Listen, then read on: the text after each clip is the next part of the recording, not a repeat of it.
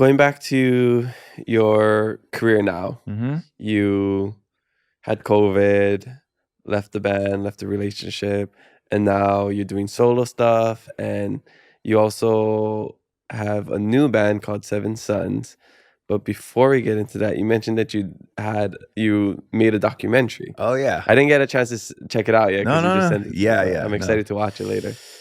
So I went to documentary film school for a summer in New York, that was another amazing experience because I love the city, and to get to feel like I was living there for a few months and riding the train every day to school.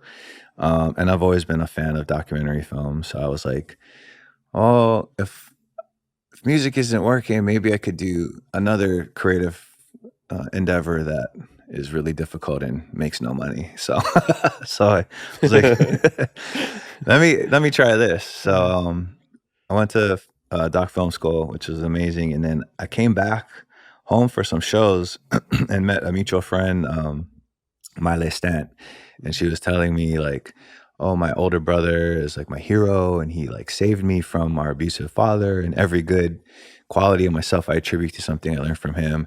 And then she's like, oh yeah, he's the guy that attacked Nancy Kerrigan. So back in the 90s, there was this big thing where two ice skaters were competing to go to the Olympics, and one of them was attacked, so she couldn't compete, and so the other one couldn't come. Oh, that sounds. I Yeah, feel like I've heard Tanya of that. Hardy, Nancy Kerrigan Yeah, story. yeah. So Did they make a movie? Yeah, I, Oh, Tanya was based on that. That's what it was. Yeah. So the actual hitman, the guy that whacked Nancy Kerrigan, was her brother, and I was like, I thought, because I've watched like the 30 for 30 on ESPN about it. I knew a lot about it. I had no idea the hitman was half Hawaiian.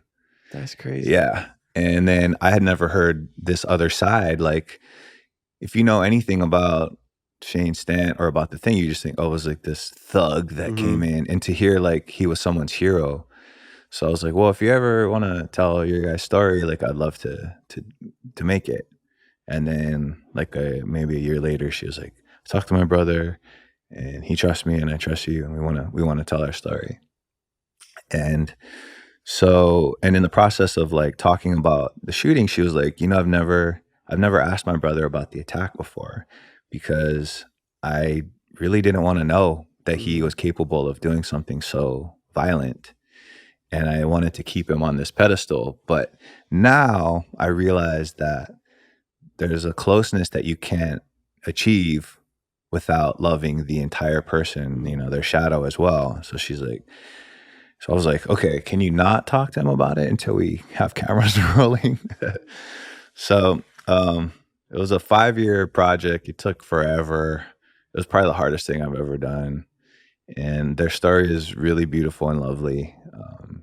And it's called My Hero The Hitman. And so it talks about not only like their lives kind of paralleling each other 20 years apart, where they were both kind of victimized by their father and both chose to react to it differently, where Shane was like, I'm going to be the toughest mofo that no one is ever going to pick on again, and created this guy who was then capable of being hired to attack someone. And Miley chose the other option, and she was like, oh, if I can just cut off feeling pain, I won't suffer anymore, and became this straight A student and was like high achiever.